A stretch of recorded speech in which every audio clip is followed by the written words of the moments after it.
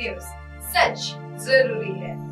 नमस्कार दर्शकों, ये MNS न्यूज नेटवर्क और आप देख रहे हैं MNS न्यूज टीम। मैं हूं आपके साथ शुभांगी। तो आइए देखते हैं आज की कुछ खास खबरें। दक्षिण कश्मीर जिले के कोकेर नाग इलाके में गडोले में आतंकवादियों के साथ मुठभेड़ में बुधवार सुबह जम्मू कश्मीर पुलिस के उपाधीक्षक हुमायूं भट्ट शहीद हो गए थे।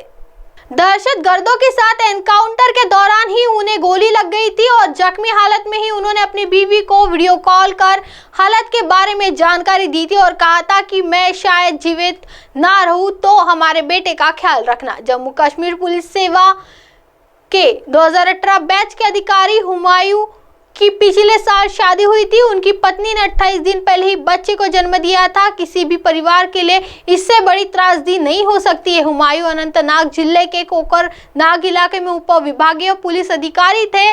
मैं शायद जीवित ना रहूं। डीएसपी भट्ट जब अनंतनाग के कोकेर नाग में मुठभेड़ के समय आतंकवादियों की गोलियों से जख्मी हुए, उसी दौरान उन्होंने पत्नी फातिमा को वीडियो कॉल किया और अपनी स्थिति के बारे में सारी बातें बताई।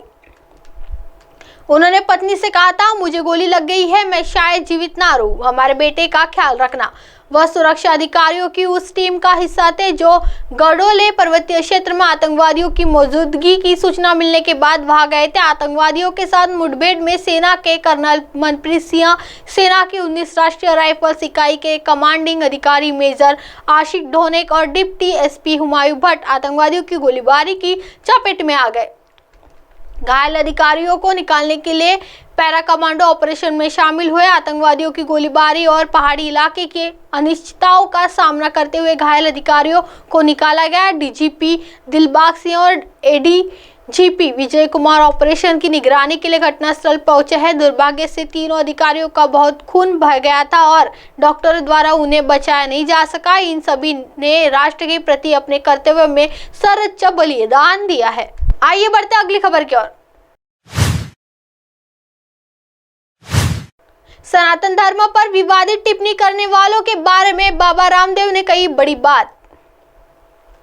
देश में सनातन धर्म को लेकर इन दिनों काफी विवाद हो रहा है। लगातार धर्म को लेकर बयानबाजी की जा रही है। इस विवाद में अब रामदेव बाबा भी कूद गए हैं। उन्होंने सनातन धर्म पर टिप्पणियां करने वालों को आड़े हाथों लिया है। वाराणसी में रुद्राक्ष कन्वेंशन सेंटर में हुए कार्यक्रम में शिरकत करने आए बाबा रामदेव ने पत्रकारों से बात करते हुए उन्होंने सनातन को गाली देने वालों को जमकर लताड़ा। काशी को ज्ञान और मोक्ष की नगरी बताया। बाबा रामदेव का कहना है कि जो लोग सनातन धर्म को गोली दे रहे हैं वो 2024 में उनका मोक्ष होने वाला है। सनातन धर्म के खिलाफ काफी कुछ बोला जा रहा है जो सही नहीं है। काशी शाश्वत विद्या और मोक्ष नगरी है। अनादि और अनंत शिव उपासना का महातीर्थ है। इस नगरी में दिव्यता तो युगों से थी। प्रधानमंत्री मोदी ने इसे भव्यता प्रदान करने के लिए इसे नया स्वरूप दिया है, इसलिए यह नगर दुनिया के आकर्षक का केंद्र बन चुका है। बिहार के मंत्री के बयान पर दी प्रतिक्रिया।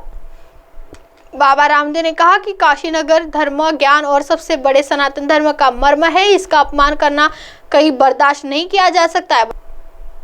बता दें कि बाबा रामदेव ने यह स्टेटमेंट रामचरितमानस की तुलना पोटेशियम साइनाइड के किए जाने पर प्रतिक्रिया व्यक्त करते हुए कहा है। तुलना बिहार के शिक्षा मंत्री चंद्रशेखर यादव ने की थी। उन्होंने कहा था कि 55 तरह के व्यंजन बनाकर उसमें पोटेशियम साइनाइड मिला दे तो क्या होगा। हिंदू धर्म ग्रंथ का हाल ही में ऐसा ही हाल है। रामचरितमानस को लेकर मुझे आपत्ति है और जीवन भर रहेगी।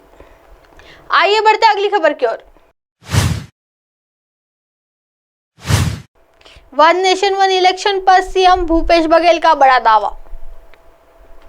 वन नेशन वन इलेक्शन को लेकर सीएम भूपेश बघेल ने भारतीय जनता पार्टी पर निशाना साधा है।